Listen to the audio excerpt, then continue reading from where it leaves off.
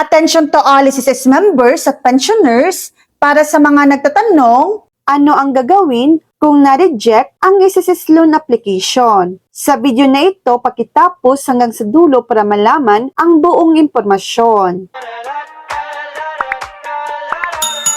Kung na-reject ang inyong SSS loan application, ang unang hakbang ay alamin ang dahilan ng rejection. Makikita ito sa inyong My.SSS account o sa email o abisong ipinadala ng SSS. Narito ang mga dapat gawin. Basahin ang dahilan ng rejection sa My.SSS o sa notification ng SSS. Ayusin ang problema kung maaari. Halimbawa, kung kulang ang requirements, may mali sa impormasyon, o may issue sa inyong disbursement account or DAIM, itama mo na ito. Mag-apply muli kapag naayos na ang dahilan ng pagkaka-reject at natutugunan na ninyo ang mga qualification ng SSS. Kung hindi malinaw ang dahilan, makipag-ugnayan sa SSS, bumisita sa pinakamalapit na SSS branch upang malaman ang eksaktong dahilan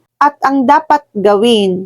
Ang mga karaniwang dahilan ng rejection ay maaaring kabilang ang hindi sapat ang required SSS contributions, hindi kwalipikado ayon sa SSS loan requirements, may problema sa disbursement account enrollment module or DAIM o sa bank account, may mali o kulang na impormasyon sa application. So yan lang po ang latest update.